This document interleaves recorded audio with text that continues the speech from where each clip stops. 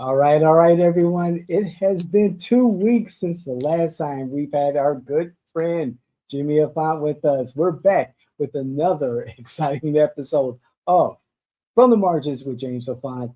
Welcome back, Jimmy. How was Boston? Boston was great. I had some good chow. They call it chow up there, and different. They had some great seafood and some great, great food, and it is an experience. Trust me, it was an experience. It was an international stamp show, which happens every 10 years, so I had to be there. But other than that, it was good.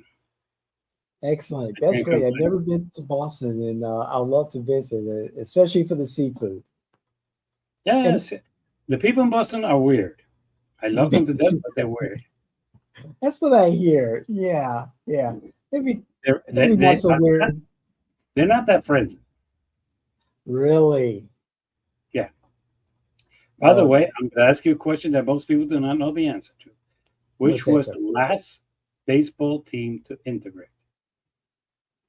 The last baseball team that what? I'm sorry. To integrate. The last baseball team to Boston, Correct. the Red Sox. Correct. I yeah, It was not the yeah, curse of the Bambino, yeah. but between 1949 and 78, 79, there were very few African American baseball players with the Boston Red Sox. They were mostly their heroes were Ted Williams, Cardano, and I could keep going on. And so, yeah, Mm, even when they lost to the Mets, it was like two different teams. So really. those of you who don't remember the ball that went through the legs in first base, Wait, yeah, wasn't that Don Mattingly for the Yankees? So wasn't it the Yankees? no, Or are we that was talking about a whole different?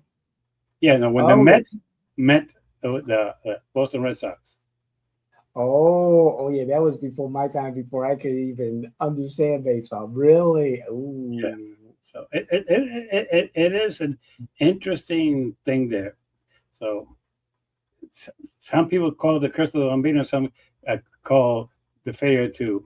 As a matter of fact, uh, this is poetic justice, just so everybody, those who remember the first time that the Boston Red Sox won a World Series was with Papi That's right. You are right. Yes. and Yes, I Rafael remember. Ramirez and Pedro Martinez. Those That's right. three Yep. African American Dominicans Yep. You're right. You're were right. essential winning that World Series. But I'm not saying any other words. But Boston, yeah, it is interesting. I had some good Boston cream pie, and I had a good time. But it is kind of an interesting thing. So It, let's jump into our local politics because this is something that since I read the article last Thursday in the okay. first page of the Orlando Sentinel, First page. it was kind of interesting. Okay. Commissioner of District 3, Mayra Uribe, decided and announced and sent a letter to the governor resigning her position in December of this year in order to run for mayor of Orlando. Now, the time to resign is past, so we're in June 4th. She cannot go back on that one. She's going to have to take it as it is. She's going to have to accept that she cannot, she's going to run. Now, what does this mean? I like the way she put it. This means that the governor has the option to call a special election. He does. And he also has the option to appoint somebody. As of June 4th, he has not called for a special election at all. I know three people, who I'm not going to name them here, who are good Republicans who have been going to Tallahassee and advocating for their appointment as the commissioner for District 3. As a matter of fact, two of them don't even live in District 3, but I promised to move them to. And one of them actually lives in District 2. We all know that. But it is an interesting positioning that I'm seeing. because this has angered most Democrats that I know. Publicly, they will say one thing, and privately, they will use some profanity. Uh, there's a concern that if the governor decides to appoint somebody for the next 2 years, the commission might have for the next 2 years a Republican commissioner, somebody who was not elected by the people, was imposed by the governor. Last time that this happened, there was more of a little bit of a justification because it was Mildred Fernandez who was convicted of a crime, and obviously she had to be removed from office. And they, at that time, made a second appointment and appointed Mel Martinez's son to that position. Mel Martinez did not run for that position. And strangely, we're talking about District 3 again. I understand that Mayra wants to say that she wants to work these projects, but realistically, if you make the decision to run for mayor, you should be giving your full attention to your race for mayor and not your full attention as a commissioner of District 3. Second, yeah, there's things that are coming up right now that are vitally important, but I'm going to say this in a very respectful way. There's 5 other commissioners who could vote this and run this, and who I trust. I have no problem with the other 5 commissioners making a proper decision. As a matter of fact, I'm not sure that her sole vote is that essential at this point for any of them. So, be that as it may, this has angered. Look, if the governor does not call a special election, it's not only that it's going to be imposed. This takes Linda Stewart, your friend, I can't remember her name, who used to work for the county, out of the race. Martha Lay Izazare. She will be out of the race. Everybody who's currently in the race, even Gus Benitez, will be out. Look, I've always been an advocate of let the people decide. I've always been an advocate that the people got the government they deserve. Yes, somebody always tell me something about Donald Trump. Say yes, people may have committed a mistake by electing him, but they have a constitutional right to be stupid. And yes, and they can elect somebody that's the wrong candidate. It's happened before. It will happen again. But I prefer to say, hey, you got what you deserve. You put that person in office. Right now, DeSantis, he's going to appoint, probably the person who gives him more cash to put in his pocket, or who helps out his candidate, Mr. Collins, for governorship of Florida. Right now, this is the wrong move. And I'm going to end it with this. I've been breaking my head to understand how this benefits Mayra, how this benefits District 3, and how it benefits her chance to get elected as mayor of Orange County. I've always said that this was her race to lose. This might be the thing that causes, because I know that there's a lot of Democrats that are not happy with what she's done, privately, and some even publicly, but mostly privately. And at the same time, if she's thinking that this is going to favor her with the Republicans, there's not enough Republicans to replace those Democrats who might go the other way. If it's a matter of raising funds, I don't see her catching up to Stephanie. Sorry, I don't see it at all. Stephanie is way ahead of her. I mean, way ahead. And I don't see this happening. And so it is now, it moves up even Tiffany, who criticized her in the article of the Sentinel for what she did, and saying that she did not think of the well-being of the public, of the party, and that's giving her ammunition against Mayra. So basically, at this point, we have to see how it moves. But again, I can't see how this favors it unless you know something that I don't know. Jimmy, I just tried, and before I start, I just want to apologize to you and our viewers and listeners.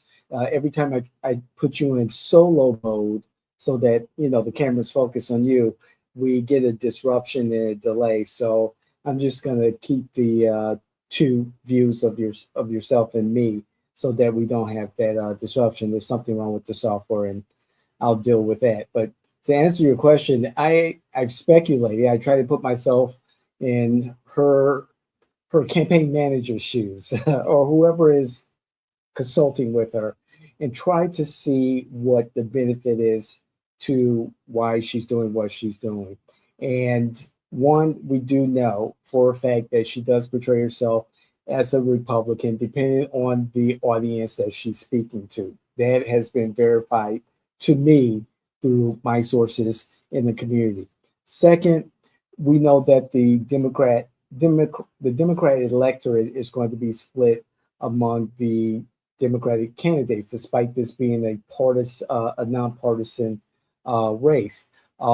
My thinking here is that, well, she's making the overture to the MPAs who are likely to vote in this election, and also the Republicans who are likely to vote, despite the fact there's Chris Messina, who is carrying the GOP banner as a candidate in this mayoral race. Maybe she's currying favor with the governor and saying, hey, I'm going to resign on this date. That triggers your ability to appoint a Republican in my seat, and that'll prevent her nemesis, if there's no doubt about it, Linda Stewart, former State Senator Linda Stewart, is her nemesis. She has not good relations with her. That would prevent Ms. Stewart from running now and push the election for that seat back to 2028.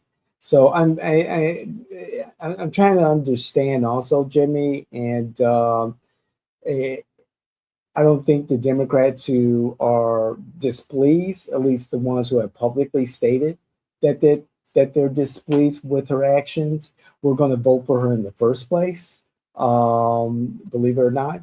And also, the Democratic Party, the local Democratic Party, had an opportunity to let her know in her face, instead of through the media, their displeasure with her decision. Although, I'm told that she was trying. There were attempts to persuade her to change her mind. I don't know. She's politically savvy. There's some reason, some rhyme to her madness. I'm looking forward to how this plays out. Well, she's hoping then after August, in the two tops, and go to the general election, and it's going to be between two Democrats, and there is where I think she's taking her biggest risk, Mm-hmm. because there she's going to be attacked by the Democratic Party. There she's going to run against another woman, so woman issue is not going to be come November. And this is the interesting part. Come November, I'm not sure what favor she's trying to get with DeSantis, because come November, DeSantis is no longer the governor of Florida. True. So trying to say, hey, next year, help me out. Hey, I'm not even the governor. So that's not going to help her. So I am trying to figure out if she's thinking that she's going to get the MPAs. Good luck. As a matter of fact, this is the interesting part. If she thinks she's going to get the MPAs and are the Republicans to vote for her, I don't think she's thinking of Stephanie at all, who's always been able to get those two groups very well. She's been a very centrist. She's not a woke. She's not this. So basically, she's going to have to compete with that group with Stephanie. Look, when I say advantage, well, this will gain her with this group. Getting the Republicans to like her, they already do. I'm sorry. They're going to vote for her. The reverse of what you said, that the Democrats were not going to vote for her. There's a lot of Republicans who are not going to vote for Messina, who are going to vote for her. And by doing this, that doesn't change much. So that's what I'm trying to say. So I'm not sure how it does, but it apparently it does. And, she made her decision. True. I can tell you from personal experience, the only candidate that I'm aware of that is actively reaching out to high propensity non-party affiliates is Chris Messina. And I say that because either he or one of his team members, most likely one of his team members, campaign volunteers, um, left a packet of information. I mean, a packet of information about his campaign at my door. And I'm an NPA, so I was like, okay, I'm impressed. I am impressed. And so far, that's the only mayoral candidate that. You're an MPA. Then a lot of these campaigns know where you go, so that doesn't impress me that much as it impresses you. Look, I've been saying, and I hold this as a truth. The MPAs decide.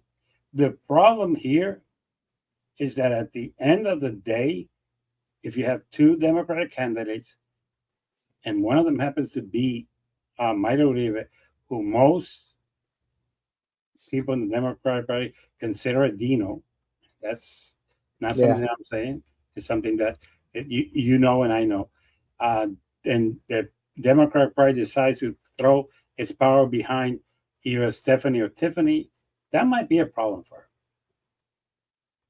So and as disorganized as the Democratic Party is in Orange County, I'm not going to give credit to the Republican Party that they're well organized or that well either. So let's stop pretending. So I think at this point it's going to have to be something that we're going to see. But this is one of those things that Tiffany's already made a campaign issue. Let's put it that way. As she should. As she should. And the people that are in District 3 that were running that now are going to be told, you can't be a candidate, you create an enemy. Just for the record. Yeah. And those people are going to go out there and campaign against you. So yes. It's as a matter of fact, the joke is how pissed off is Trini right now. I understand she is pissed off. Because she wanted Gus to. So exactly. Yes. So if you wonder why, I already give you the why. Okay. Yeah. There's a good chance that she put a lot into Gus, and maybe she can stick around for 2028. Well, 2028, we have a saying back home: "No deje para mañana lo que puedas hacer hoy." And in politics, it translates: if you have a good chance today, don't expect to have a better chance tomorrow. There you go. So 28, a lot of things can happen, and you might have an incumbent who does a good job and decides to run, and then you have a little bit more of an uphill battle. I can tell you, Jimmy, from what we're looking at, what's coming out of Tallahassee this week with the property tax ballot initiative, the incoming board is going to have they're going to have tough decisions to make as far as budget. Oh, no. I'm going to say this in a very respectful way. And so is Tallahassee, because they cut an income. They're going to have to find money for roads.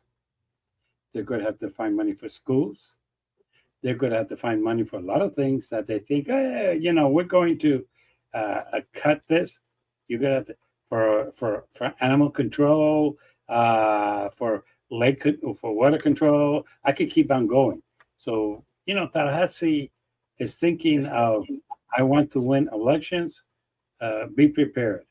Look, I don't think, and I'm going to say this for the 10th time, people, it is not about the Republicans. It's not about the Democrats. It's about the MPAs. And right now, according to Fox News, according to Megyn Kelly, not Jimmy Auffant, 12% of the MPAs think that Trump is doing a decent job. Not a great job, a decent job. Okay? Because when they put great, the numbers were practically non-existent. So they modified it to a decent job. 87% of NPAs think that the Republicans and the president are doing a horrible job. You see, the problem is that Megyn Kelly, and Fox, what they did is they realized that it wasn't fair just to judge Donald Trump, but also to evaluate the Republicans who control the House and the Senate, and the economy is in the tank, how they feel about them, and if that is true, they only have one way to vote, and that's going to be Democrat. That's why there's a lot of people, even within the Republican Party, friends of mine of years, that tell me it's going to be a manslaughter because realistically, he lost Hispanics. He's losing the African Americans. He's lost the MPAs. And there's people in MAGA who are not too happy with him. Okay? So it is what it is. And this is going to give me a segue into what I consider something that makes no sense, but I'm going to argue it anyway. For some reason, Donald Trump has very few victories lately, has very little success lately, but his candidates have. Well, let me give you a little lesson in history. Normally, the president is the leader of the party, and normally his endorsement is the kiss of success, and normally against the other people is the kiss of death. What he's done, and he's done it very well. Look, let's stop pretending that this is the first time that this is some success, because it's not. That's how Herschel Walker became a candidate. That's how some other strange people became candidates in 2018 that we all know where they went. Okay, because he endorsed them. And many of MAGA people still follow his lead in that aspect. And that's fine. They should, because he is the president of the United States and he is the leader of the party. I would think it would be more of a news if his candidates that he endorsed were losing than they are winning. They should. I mean, his party is still with him, at least 81%. There's a 19% who's pissed off with him, but that's for another reason. So that they are. So his candidates are winning. So to say that MAGA has done anything, I wouldn't even attribute it to MAGA. I attribute it to Donald. I'll give the credit where it belongs. Donald Trump says that's the asshole. That's the people they vote for. I mean, and Paxton is a perfect example. He is a person that God knows his wife says that he wasn't faithful. He was impeached by his own party. He's been found to be corrupt, but because Donald Trump said this is the guy, Cornick is out. The same thing with in Louisiana and so on. But it has created another problem, because if you're going to make a news that this is what happened, let's say what happened yesterday. Yesterday, for the first time in the history of the United States, the U.S. House of Representatives voted and it won to question Donald Trump and the war and his participation, which basically tells him another thing, that, look, oh, well, that's symbolic, this and that. Look, he's asking for $1 trillion to increase the budget of Department of Defense. Right now, he doesn't have the votes either in the House or in the Senate. He doesn't. As a matter of fact, the Senate was flat and told them, hey, don't come here. You're not going to get the $1 billion thing settlement for these people. It's not going to happen. It was, and basically the acting attorney general had to go into the House and Senate and say, take it out of the budget. Yes, we're not going to deal with that. Now, hopefully we'll deal with down the line, you're not going to be able to deal with it, because down the line, you might not have the votes either in the House or in the Senate. So basically, at this point, yes. The other thing that is kind of interesting, Massey voted against this. Yes, he did. Massey voted to bring in against the war. Yes. And when Massey was asked, was this a revenge thing against the president? His response was kind of interesting. I am a MAGA, and MAGAs are against foreign wars. And this is a foreign war of choice. And if you really look at the base of what MAGA stands for, one of the biggest problems with people in MAGA was all these foreign wars that was supposedly started by Democrats, which really were started by Republicans, Mm-hmm. right now. So basically, he was like, no, no, no, I'm against foreign wars. And if you look at his track record, that is true. He's always has been. He's never favored them. So right now, and in the Senate, he's lost 2 votes, Casey and Cornick. They have nothing to lose. Yes. They're out Yeah, in January. they're They can vote gone. against the president. What are you going to do? Nothing. Not go through. So basically, yes, the MAGAs won. The question is, this rebellion that we're seeing, this pushback from the House and the Senate, is that a result of the MAGA victory? And to me, yes.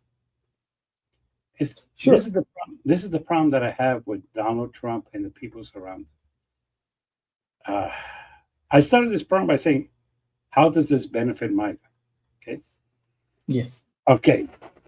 The question is, pissing off Cornick and pissing off Cassidy and getting them off, pissing off Massey, pissing off some other people that I could keep all day. How does that help him? It doesn't, because these people have now 9 months between now and January to vote against him, to vote against his budget, to vote against his war, to vote against. Right now, he was telling the Senate he did not have the votes for that $1 billion slush fund. He was telling you don't have it, and that is a rebellion, because right now, hey, he's already announced he's going to run somebody against Paul. He's announced, and right now you have people like Susan Murkowski, who's in there for the next 6 years. She knows she's not.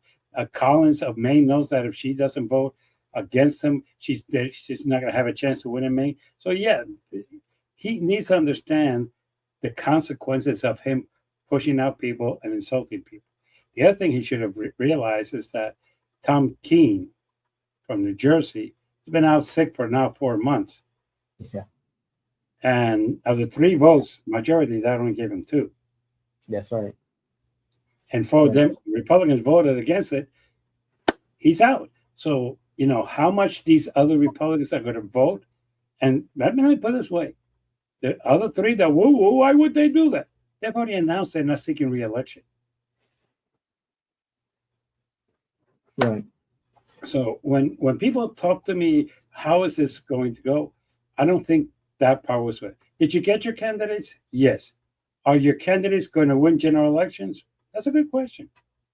Because he got Herschel Walker.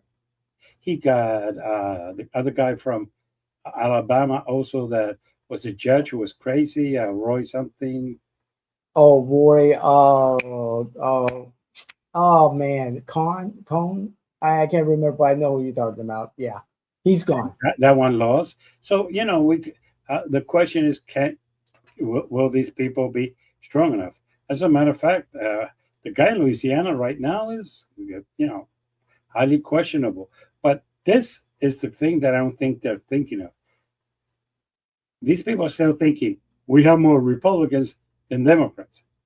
Yeah, but you have pissed off the NPAs. And if the NPAs go 51% in some states, Democrats are in. If they go 60% in other states, they're in. So what put him in office was not Republicans. This is how stupid he could be. It was the NPAs, which right now, according to Fox News, I'm not so no. Fox News survey, and according to Megyn Kelly, according to the numbers even from Joe Reagan, he's not a Democrat. It's not Joe Rogan. Yeah, he is saying that he's going to lose, and I like the way that some of them are putting it, that there's a chance that the Republicans might lose the House. Really? So it's and Senate. It's a good question. Can they? Well, it's a good question. Can Tarico pull it off in Texas? Well, let me clarify one thing. Ted Cruz beat Beto by 3%. That's correct. That's correct. It was not a landslide. And Beto was a better candidate than Tallarico, in my opinion. And it's so in my, but this is where I think it becomes interesting. And this is an advantage that I see for Democrats. Democrats are electing as candidates moderates more than progressives right now. That's right now. Yeah. Puerto Rico is one, and some of the others. Okay. Wow. MAGA are electing some people who are out there.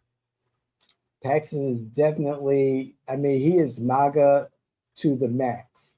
If Yeah. there's something that in Texas, if Ken Paxton, if there's an initiative or issue that the president is on top of, he's on top of it too. He is MAGA to the max. Yeah.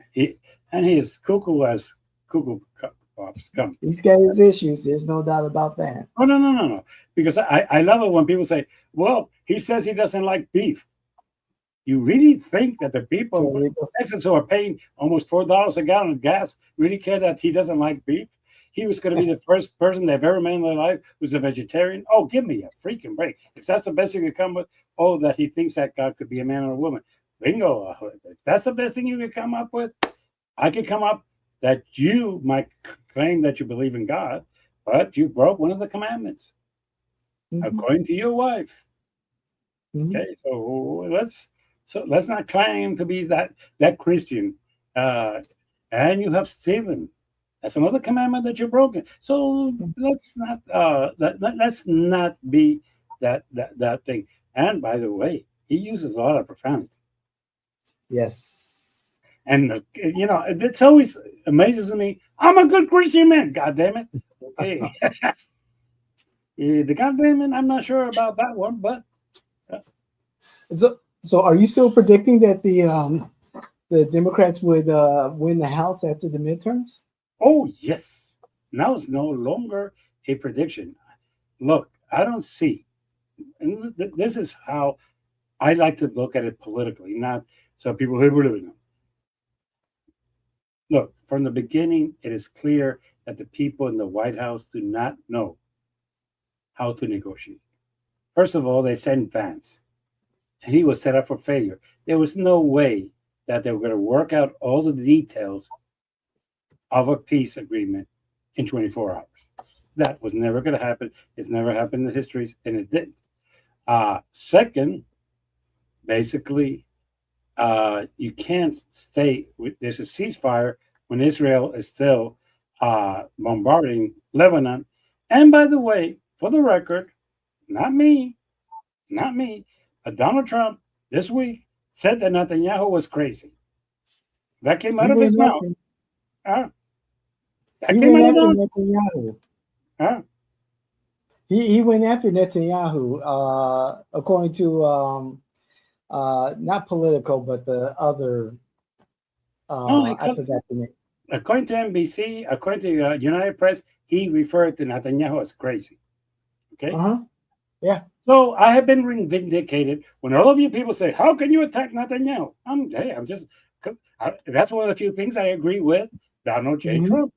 Okay. And those of you who are MAGAs, your leader called him crazy. So you agree with him that Netanyahu is crazy. And by the way, Iran is correct. As long as there's a bombardment in Lebanon, there's no ceasefire, and we're not going to negotiate. Who's causing the problem? Netanyahu. I'm not going to even say Israel because that would be a farce. Netanyahu. Okay, now that for all purposes, what happened? Iran, and let's get this in perspective history. Iran sent a 5-point initiation for discussions of the ceasefire to work out certain details, okay? To work out certain details, and they sent them to the White House. Yeah. Of course, the White House decided that they wanted different language, and basically Iran said, look, this is preliminary. We're agreeing to discuss it. We will sit down and discuss it. We're not going to make the agreement here altogether. We're going to discuss it. And for those of you saying, well, why isn't Iran just agreeing to give up their uranium? It's because they want an agreement from the United States that Israel won't use their nuclear weapons. Because in their mind, I'm not saying that they're correct. In their mind, if Israel has a nuclear weapon, they should be at equal and have one to defend themselves, which is a principle that some Americans disagree with. But it is interesting because uh, Rubio was asked this week if Israel had a nuclear weapon, and he said this is not the site to answer that question. He did not deny that they don't. That's correct. That's He did correct. not say, no, no, they don't. He said, no, no, this is not the correct place. In private, I will tell you in response that everybody and their mother knows that Israel has nuclear weapons. Let's stop pretending. And when Iran says, look, we want some control of that because it's not fair that my enemy has it, but I can't. And, a lot of you are going to disagree with that perception, but what I'm trying to say, that is their perception. So they're thinking, you want our uranium? Okay, we want some assurance that Israel will not use their weapons against us, which is not a unfair negotiation from part of their perspective. So it's when they say, well, you just have to give it up. No, no, no, no. They want to get something. And by the way, for those of you who think that the U.S. has won the war, you could join Marco Rubio and get the cheap marijuana that he bought before he went to the Senate and testified and said that we won the war. If we won the war, why are we negotiating a peace agreement? If we won the war, why is it still the Strait of Hamas still closed? If we won the war, how is it that they're still sending out weapons and killing people in Kuwait and destroying Kuwait's airport? But we destroyed all their military capability. To speak to Israel, the president has made it very clear in the Abraham Accords and throughout these negotiations that not only do the Gulf states have to recognize the existence of Israel, but Israel also has to recognize that these Gulf states also has the right to exist. So it flips things back on Israel, saying, "Hey, you're done with the bombing, the indiscriminate bombing, or Netanyahu specifically. You're done with the indiscriminate bombing of Lebanon, Syria, whatever, the threats against Iran, so forth. You also have to recognize that Iran has the right to exist, that Lebanon has the right to exist, and so forth and so on." So I believe that this latest uproar against Netanyahu that Trump had is telling them, knock it off. Knock it off. You guys are upsetting the apple cart here. We're trying to negotiate a peace. You guys want this war to justify the Netanyahu government to exist. We're done. We're done with that. And after it's all done and over with, and you stand trial Netanyahu in Israel for your past alleged crimes, so be it. That's kind of interesting because a month and a half ago, I saw that one of our programs that Netanyahu was the one who convinced Trump to go into the war. Yeah. Well, it wasn't his generals because his generals told him they made it clear they did not want it. It was not a good idea. And even though Rubio is saying that he backs him now, it's kind of interesting. They said, I back him now. You have to understand, he was against it. Vance was against it. There was nobody in that room that was pro for it other than Donald Trump and Netanyahu. If Netanyahu didn't convince him, it was clear that in that room, he was the only one other than Donald Trump who was in favor of it. The generals told him, look, there's this complication, that complication. And it reminds me of those of you who do not understand war that well. War can only be won quickly. If it takes more than 2 months, it's going to be a long-range war. Okay? And if you don't have the capability of continually reinforcing yourself, in other words, replacing the weapons and the stuff that you're missing, is going to be more difficult to win. The problem here is that he was convinced, even though everybody told him it wasn't going to happen, that he could throw a couple of bombs and they were going to surrender. Didn't happen. But he thought he could negotiate with them. It didn't happen. Right now, I don't think most people understand this, but I'm going to say two things that I don't think you know. Right now, Saudi Arabia and the United Emirates are negotiating with Pakistan a protection agreement because they don't trust that the U.S. will come and back them. Right now, a lot of other countries are working. China and the Europeans do not trust that if something happens, that the U.S. will come in their defense. Good, because it should be, Jimmy. Honestly, I mean that goes against the mayoral doctrine and the mayoral doctrine does not go into Europe, and the mayoral doctrine was we shouldn't be in Europe. Pull our troops out. Let's get out of there. They should be able to defend themselves. Okay, good. How does that benefit us? How does that benefit us? First of all, we won't be pulled into these forever wars like Ukraine. There's no reason, and Europe is trying to pull us into that war. They always have. Second of all, we've got our own issues in the Western Hemisphere. We have the war on drugs. We've got national sovereignty issues. The war of drugs we lost a long time ago. Yes, that's true. I think that's changing. There's cooperation between I think so, Jimmy. Well, Jimmy, we're working. Our government is working closer with the Mexican government to take out the cartels. The Trump administration has designated. Our drug problem is not Mexico. Fentanyl deaths have gone down. It wasn't like we were making fentanyl. You could buy that on the mail. What's that? You buy fentanyl on the mail. Sorry, what's right. this coming through Mexico and Canada from China? Yes, bingo. Mm-hmm. You can look. The biggest drug problem in the United States is over the. Not even over the. Have you ever been to a gas station lately? Rarely, but I mean the Wawa. That's about it. But I don't go inside. But I know what you're talking about. Oh, I do. There's know drugs what you're right there at your disposal. Legal drugs by the tons. Oh yeah. Made in this country, distributed in this country, being used by people in this country. So I don't know what you're talking about. Fentanyl is not that. It's a problem. Yes. Right now, you go to a doctor and say, "Oh, here, go smoke some pot. Give me a break."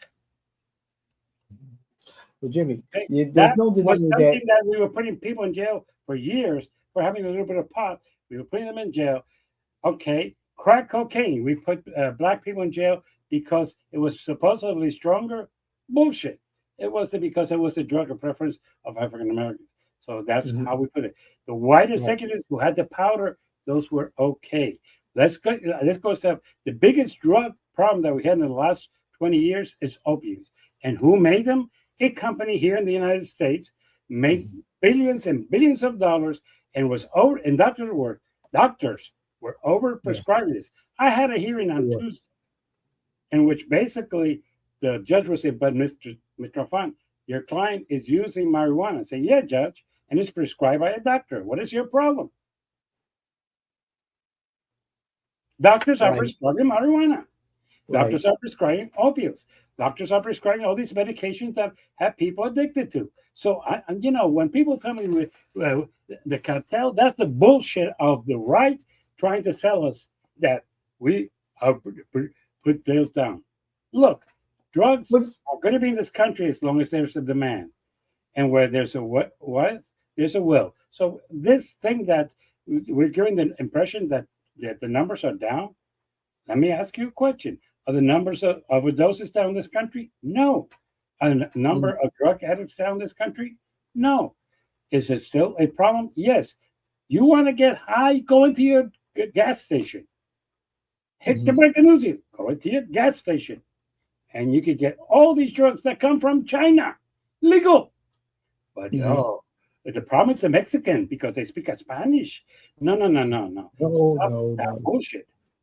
The bullshit But is that however, yeah, how yeah. however, Jimmy, there's no denying that the cartels in Mexico, in South America, and Central America, but the cartels in Mexico specifically have had a stranglehold over government and over the populace. And now that the Trump administration has um, classified cartels as terrorist organizations, we're able to step up our efforts, share No, hold intel, it, share. hold it. The Trump did not declare them. Yes, he No, no, did. they were declared prior to Trump, just for the record. He's invoking it, but they were declared under Bush, number two, for the record. Okay. So he's the first president to actually evoke the policy of working of classifying the cartels as a terrorist organization, narco He's doing terrorists. nothing about it, but he said The Mexican Jimmy, come on, he we hasn't. Okay, let me ask you a we, question. The president we of indicted. Honduras, the guy he just forgave, he gave a Yes, pardon. yes, He President was a drug Hernandez. lord. Can you agree on that? Yes, And who gave him the yes, pardon? President Trump. And you want to know why? What happened Because he got shortly paid. after? And you want and the reason why he got the pardon was because President Hernandez of Honduras was a material witness, provided intelligence for the Trump administration to go after Maduro. Bullshit. Maduro turned on. Bullshit. That is the Ah, come biggest on, lie. Jimmy. No, no, no, no, no, Come no. on. No, He no, no, didn't no. get a full pardon for nothing. Oh no, you do. If you pay him. There's track Oh, come records. on, You can buy Jimmy. no, no, no. I could give you at least 10 that he's been paid for.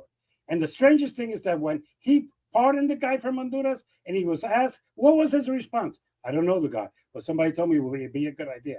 Bullshit. Oh He yeah, is it not. is bullshit. I Look, agree. look, look. I did criminal Donald defense. Trump is not going to tell us No, the no. truth about I that. did criminal defense. Let me ask you one question. You're a Yes, juror. sir. And you're not a MAGA person. Guess what? You're not a MAGA person Yeah, at that no. time. You're sitting there and they say, here's this drug dealer who's going to come and testify against this other drug dealer. How much credibility do you give him? Zero. Okay.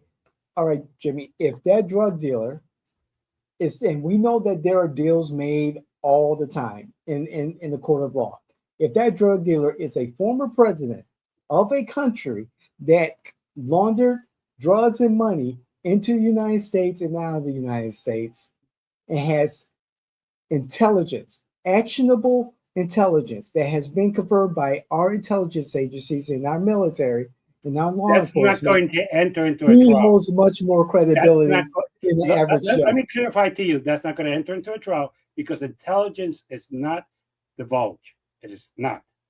And you Okay. cannot just say our intelligence says at a trial. No, no. If you say you put somebody of intelligence, they're up for all type of questions. That's not going to happen. So that's the second bullshit that in trials doesn't happen. You've been seeing law and Okay, order. okay. He had his trial. He was in jail. He was given the pardon with the understanding, the So agreement that okay. he gives evidence, that he provides In evidence, other or words, at least he provides I'll I'll pardon you. intelligence to go after Maduro and I'll the pardon other you cartel. in exchange that you say that this guy's a drug dealer. What if he doesn't have to testify? If he doesn't testify, they have no case. Because I haven't heard anything about the trial for Maduro. No, no. A criminal trial of that type is going to take 2 years before it goes to trial. That's normal. Right. And by that time, Trump is going to be out of office and he doesn't give a shit. Okay. And President Hernandez is in protective custody, probably in the penthouse next to Maduro and his wife. Bingo. And everybody's going to be happy. Look, the truth of the matter is that when people call fake news, is what I call what you just said. There is intelligence. Why? Because the fake news says there's intelligence. Oh, come on, Sorry. Jimmy. You know I No, do no, no, my no. research. No, no, I no. do my research. No, no, you don't. You Oh, think you come do. on, Jimmy. You know I do. Okay, what source tells you? What source tells you that there's intelligence from one of the U.S. agencies, how it was obtained, when it was obtained, how it was collaborated, or other than those phrase that it says, according to these sources, it says this. That's what they're telling you. So basically, you have to take that at face value, and Yes. that is Yes. not the way it is in the trial. You cannot go and say, "Hey, you have to take this at face value." I have the right to cross-examine the person who prepared that report. I have the right to quit. It's not going to happen. The truth Right. of the matter is they need an excuse, and I understand that. Okay, they need an excuse. They took him out. They put him there, and they're going to say that today.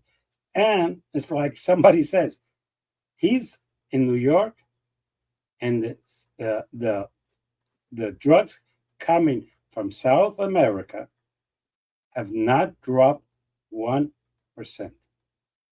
Okay, it's not Oh, dropped. I gotta check that, Jimmy. I think I read No. something Wait different. a minute. Wait a minute. You have to understand one thing. Read the accusation. They never said he was a trafficker. He's an enabler. What they're I'll saying check is that. that the people from Colombia would go through uh, Venezuela and he would Venezuela. look to the side. Correct. So basically, if you're telling me now that there's some law enforcement that is no, it's still going through. I'm sorry. There's not a shortage of cocaine in this country. I'm sorry, there isn't. That's true. That's So, unfortunately true. when people tell me a war drug, we started that in the 50s, and we're in 2026, and drug use is basically the same. Oh, we're fighting the cartels. Okay, we've been fighting the cartels for years, and you close this door, and they went through the other. It's really, as long as there's people willing to pay the prices for those drugs, there will be people who are going to be fine. Look, the best thing we could do is learn from our history. We went and said we need to end alcoholism in this country, and we closed down. You cannot drink, you cannot consume alcohol, you cannot do that. And what Right. happened? Speakeasies, the mafia, and everybody. Gang violence. Yes. And what did they do? Shit, this is not working. Go back to drinking. Shit, Right. the system that I'm not saying that we need to do something, but the system that we're using is what I'm trying to say is not working. Mhm. And they sell us a bag of shit, but the truth of the matter is, no, we do not. We're not winning that war. The Moron Doctrine was created in the 1900s as an excuse to take over Puerto Rico, to take over Cuba, and to take over and to go into the Dominican Republic and go to other countries and do whatever we wanted to do with them, to take over Honduras and all those other countries, because basically it was never to apply to the rest of the world. Never was. The people who started saying, hey, we need to work together against communism, not them. The people who went and convinced Europe to work together with us, Mhm. not them. The people who realized that, or we did something in NATO, or Russia would take over all of Europe and take over the rest of the world, and communism would be a threat. So it was not that they came to us, hey, help us. No. We went to them and said, hey, we're going to do this in exchange. As a matter of fact, the troops that are in Germany are the result of the Second World War of an agreement. So it's not like, Mhm. it's because we had concerns until recently that there was an East Germany and there was a West Germany. Now they're all one Germany, but there's still a concern about Russia. And those who think there's no concern about Russia, fine. Yeah, they daydream and keep smoking cheap weed. We were the ones who asked for this. Now we're the ones who say, fuck it, we don't want it because we have a moron in the White House who can't think this through. Look, do things need to change? Yes. Do we need to be that drastic and say we're going to stay away and isolate ourselves again and, and let the rest of the world fend for itself? Good idea. That's what was taught in 1937 in this country. You know what happened? World War II. Mhm. Why? Because that's Europe. That doesn't affect us. But guess what? It did affect us because guess what? We thought that we could do whatever, and a country much smaller than China bombarded us in Pearl Harbor. Right Yeah. now, China has a bigger navy than us. China has a bigger air force than us. No, Jimmy. No, no, no, no, no, Oh no. yes, yes, yes, yes. We've got like 11 carrier groups. They got like maybe one. No, who they didn't have one? Do your research. Do Let me your. do it. uh, I hate to break the news to you when you say only one. No, I'm they. exaggerating, but definitely not as many as the United Oh, States. oh, have you seen what they've done with the coast, where they have all those airlines? I mean, airports, and they're taking over they're taking over everything and Hong Kong and everything. They are a powerful nation. Oh, Okay, there's no doubt about that. let me put it this way: they are more powerful today than Japan was during World War II. Sure. Okay, so when we think that we can be confident that we can stay alone and that nothing's going to happen, you look. It's never about us. What runs the United States of America? Business. What run? What runs the What United run? States of America? What runs the United States of America? Oh, many Business. things. I mean, it's No, it's industrial. business. You Okay. can say all these other things. Look, right now, business is pissed off with the president because of the cost of oil. Okay, and the one who's pushing him to resolve it is business. It's not Netanyahu. It's not Rubio. It is not Vance. It's not none of those other idiots. It is business because of the cost. Right now, if the Chinese take over Taiwan, where are we going to get our chips? We're bringing that industry here. Oh, we've been saying that bullshit for years, and we're still buying 80% from Taiwan. Yeah. Yes. And if, TCM. and we don't have the capability right now to do it, and they control the market. We know that. And as a matter of fact, if China decides to say "fuck you," where are you going to get your phones from? Good point. And if China needs oil for its industry, we could cut that off very quickly, No, we as we're can't. doing in Iran. No, we can't. They're, well, they get a vast amount of oil from Venezuela, And, and they were and, check, getting it and check cheap. it out. Check it out. They still are. Oh yeah, they still are. Mm-hmm.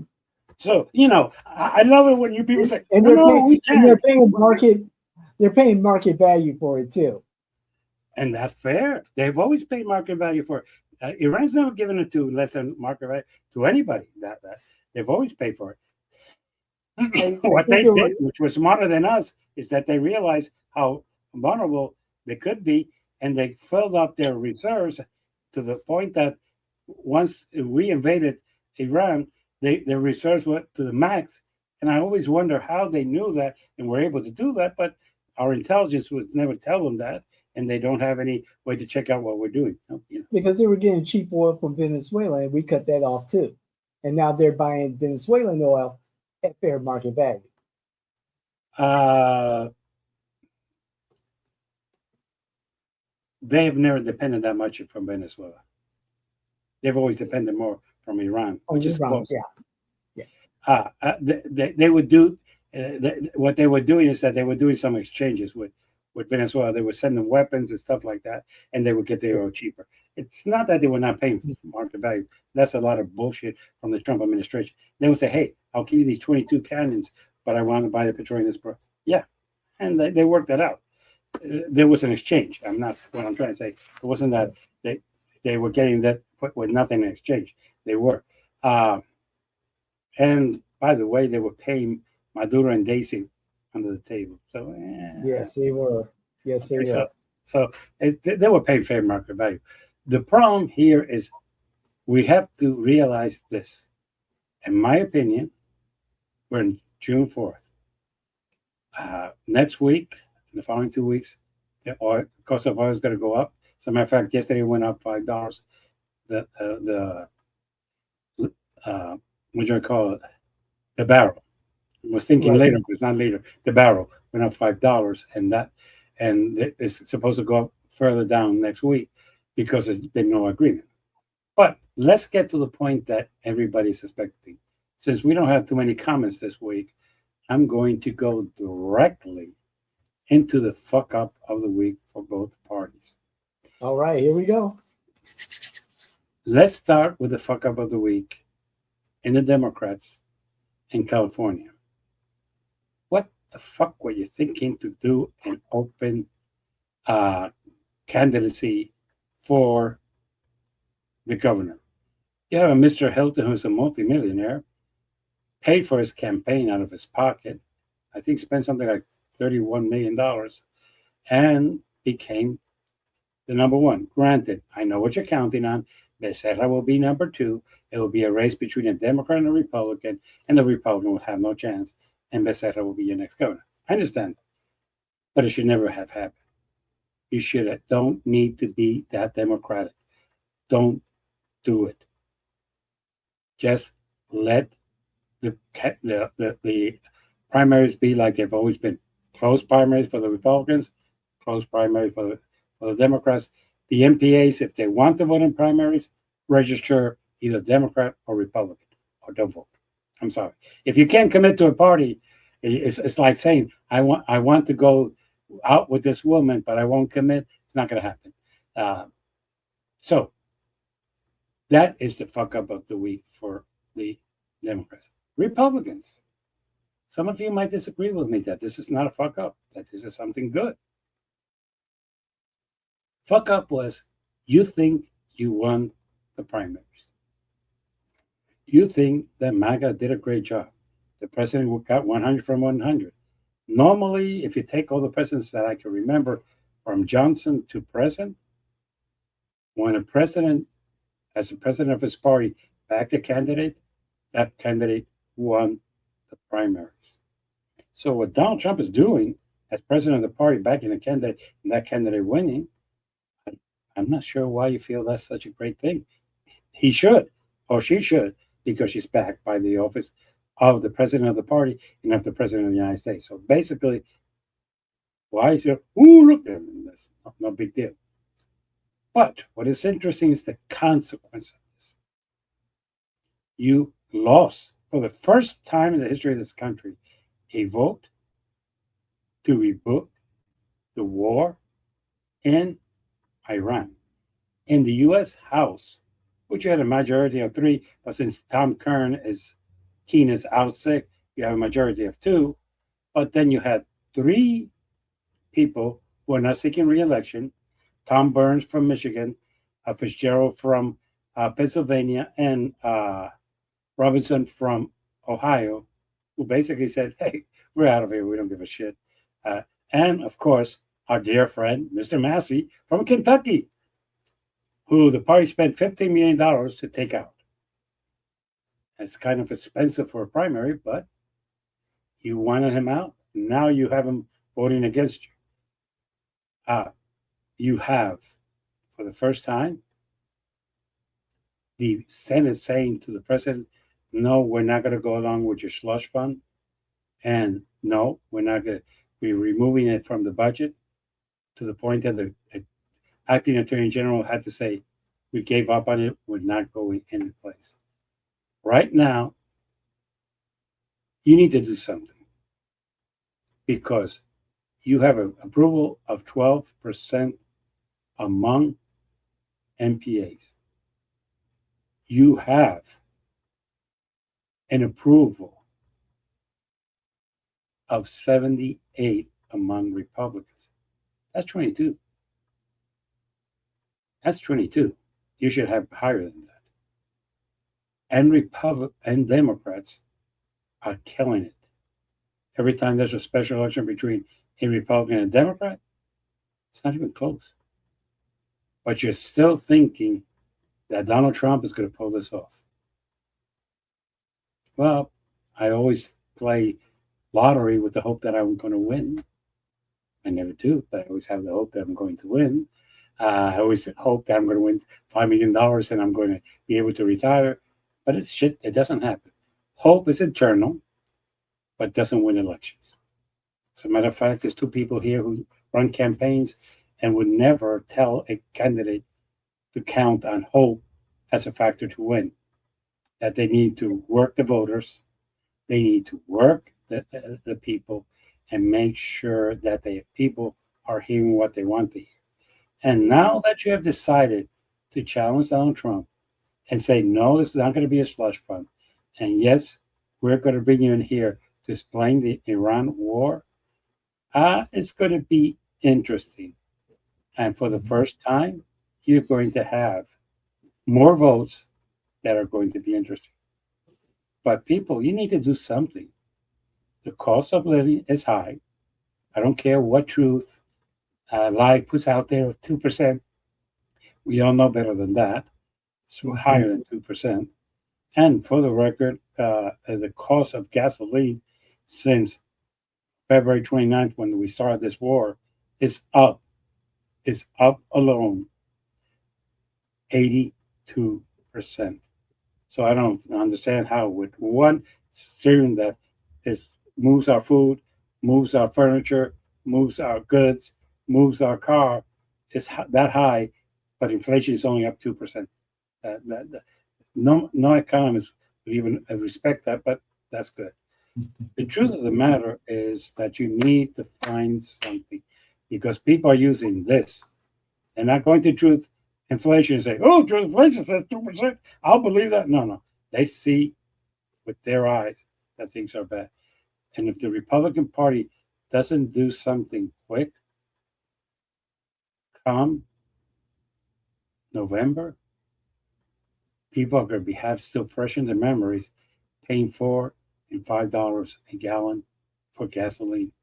And that's going to cost you the election. And that's why I predict, again, that the Democrats are going to win the House huge.